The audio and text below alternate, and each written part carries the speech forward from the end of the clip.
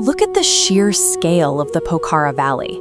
You have massive, snow-capped Himalayan peaks, and right beneath them, a city nestled in the basin. Right at the bottom of that basin sits Phewa Lake. It functions as the geographic anchor for the region's entire tourism economy. Every traveler who comes to Pokhara eventually ends up on these shores. The lake's international reputation is built almost entirely on this specific view, Mount Machhapuchhre acting as a perfect mirror on the calm blue water. But getting this postcard-perfect shot doesn't happen by accident.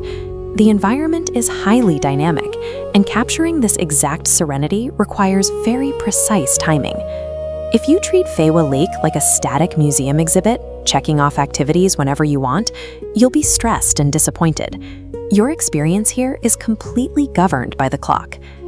This heat map shows Phewa Lake's three main areas: the open water, the central island, and the eastern shore, lakeside. Every day, thousands of visitors converge, creating massive bottlenecks specifically on that eastern shore and small island. This creates a major dilemma. If you try to do the most popular activities right in the middle of the day, you turn a natural wonder into an exhausting logistical trap of crowds and queues. Think about your travel energy and time as a strict budget. You need to look at the return on investment, or ROI, for every hour you spend out there. To maximize your trip, we must analyze the literal cost in time and physical effort of the lake's three main attractions and match them against what you actually want out of your vacation. Let's use an effort versus impact chart to evaluate your options. The vertical axis measures visual reward.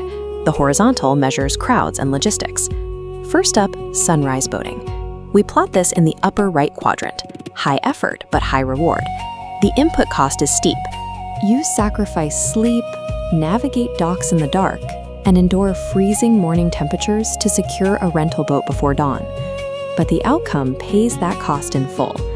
The water is perfectly still, giving you that crystal clear, golden Himalayan reflection without another boat in sight. Compare that to the afternoon. By midday, typical wind patterns disrupt the water, and thermal clouds roll in, completely obscuring the mountain peaks. The physical exhaustion from dragging yourself out of bed pays off in pure aesthetic clarity. Sunrise boating demands your highest effort, but it is the one reliable way to secure maximum visual ROI from the lake. Let's bring the chart back for the Tal Barahi temple. We're placing a midday visit in the lower right quadrant, meaning it requires low physical effort, but the impact is highly variable. The input is straightforward. You buy a ticket and take a short, tightly packed ferry out to a tiny green island in the lake. The outcome is a deep dive into active Hindu religious practice, standing shoulder to shoulder with thousands of devoted pilgrims. The trade-off is severe.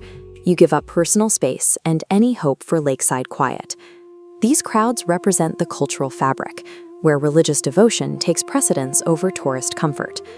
Visiting at noon saves an early alarm, but deposits you into absolute peak human density. The island temple maximizes cultural immersion while offering zero opportunity for quiet reflection. Finally, we have the lakeside sunset. This lands squarely in the upper left quadrant. Very low effort, but very high impact. Your input here is virtually zero. You simply stroll down the eastern shore strip at dusk and pick a cafe. The outcome is a highly convenient, romantic atmosphere that transitions effortlessly right into dinner, vibrant street music, and evening nightlife. The trade-off: you navigate peak commercial street hours, and those sharp Himalayan details are completely softened and lost in the hazy evening light. This makes the evening strip the ultimate recovery option if your legs are completely exhausted from days of heavy mountain trekking. It requires zero logistical planning, though you sacrifice pristine nature photography and authentic cultural discovery. For those who are prioritizing comfort and relaxation over rigorous exploration, Lakeside at sunset offers the highest convenience ROI on the map. If you try mashing the boating, the temple visit, and a relaxing sunset into a single chaotic afternoon itinerary, you are going to be miserable. Instead, we use a routing framework to match your specific energy profile to your ideal schedule. Our first profile is the Visual Optimizer. If you are short on time but care deeply about aesthetics, this is you. Your path goes straight to sunrise boating. Pay the sleep tax, get on the water early, and skip the midday temple entirely to preserve that illusion of isolated serenity. Next is the cultural pilgrim. If you travel strictly to witness history and religious practice, follow this path to the midday temple. Don't fight the crowds. Embrace the chaotic ferry queues and tight spaces as authentic parts of the communal Hindu experience.